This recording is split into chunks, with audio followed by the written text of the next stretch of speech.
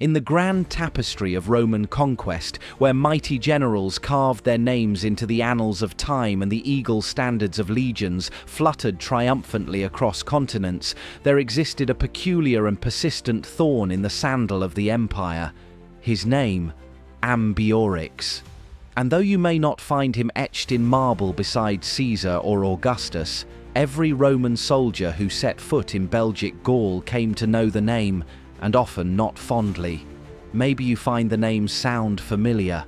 Well, yes. That is because the name of the strip figures Asterix and Obelix are based on his name. Welcome to Tides of Memory, where the past isn't forgotten. My name is Tom, and today we dive deeper into the story of an unknown hero. His name is not Asterix nor Obelix. His name is Ambiorix. Picture it. Gaul, 54 BCE. The wind cuts sharp through the trees, the mist hangs low over the fields, and deep in the forests of the north, where Roman maps simply read, Hic sunt leones, here be lions, there lurked tribes with wild hair, strange customs, and an alarming tendency to shout battle cries at the moon. Among these unruly folk were the Eburones, and leading them, with more flair than a Roman playwright, was none other than Ambiorix. Now, we Romans had a bit of a habit. We'd arrive in a new land with our legions, build some lovely straight roads, introduce aqueducts, and kindly ask the locals to pay taxes and provide grain. In exchange, they got peace, Roman baths, and the occasional gladiator show. Not a bad deal, really. But some folks, particularly in the colder, muddier corners of the world, didn't appreciate our civilizing touch. Ambiorix was one of those. Julius Caesar had set out to tame Gaul and bring it under Roman rule. He had conquered fierce warriors, outwitted clever chieftains, and subdued vast regions. But Ambiorix, he played a different game. The Eburones were officially under Roman protection, which meant they were expected to behave. In return, we tried to be reasonable. But the winter of 54 BCE brought unrest. Food was scarce, tempers ran high, and Roman demands grew heavier. Ambiorix, smiling through clenched teeth, seemed to go along with it. He attended councils, bowed politely, and nodded at orders. But all the while, he was sharpening his sword. One morning at the Roman winter camp commanded by Sabinus and Cotta, not the most imaginative of names but solid commanders, Ambiorix came with a message. The Germans, he said, were coming. A horde, unstoppable. He was only trying to help. Better to flee now than be slaughtered later. He, Ambiorix, would even provide safe passage for the Romans through his lands. Now, some of us smelled something fishy, though in Gaul that could just be the local cheese. Cotta was skeptical. Sabinus, however, took the bait. The Romans packed their tents, donned their armor, and marched straight into what can only be described as an ambush that would make even a Gaulish bard proud. Spears flew, horns blared, and chaos erupted. Trees burst to life with warriors, and the narrow paths became rivers of Roman blood. It was not just a defeat, it was a disaster. One of the worst we'd ever suffered in Gaul. Nearly a whole legion wiped out. And Ambiorix? He vanished into the woods, probably grinning like a Gaulish fox who'd just outwitted a Roman wolf. Word reached Caesar. And let me tell you, if there was one thing Caesar didn't appreciate, it was rebellion, especially clever rebellion.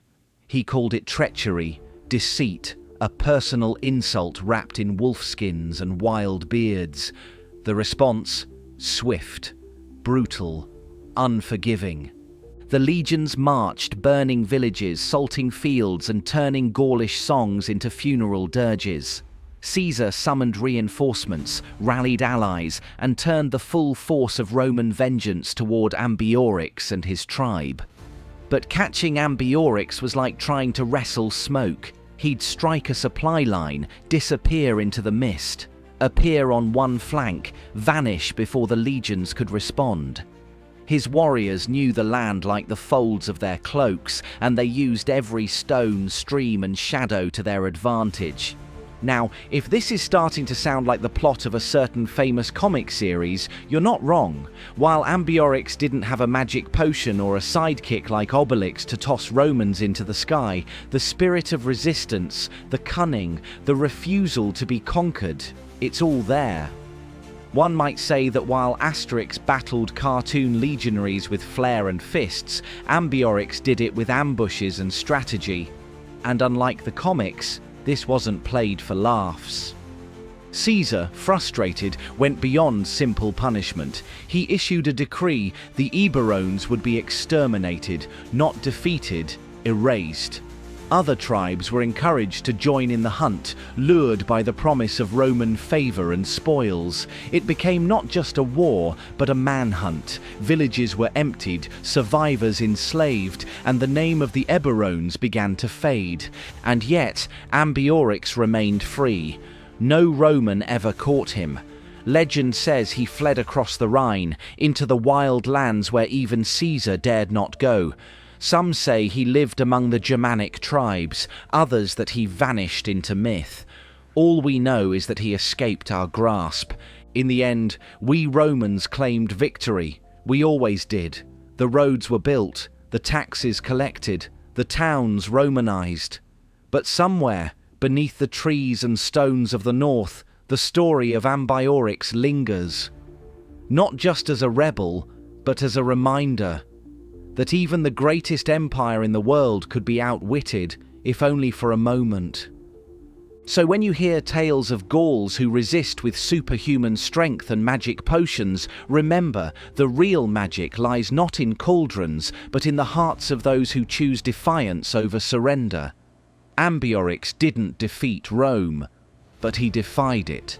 And in doing so, he earned a place in history, not as a footnote, but as a legend whispered by the trees and remembered by those who still look north and wonder what became of the man who fooled an empire. Thank you for watching Tides of Memory. If you enjoyed this video, don't forget to like, comment and subscribe for more historical deep dives into the tides of history. Don't forget to check out my YouTube channel for more content like this, and as always, stay curious.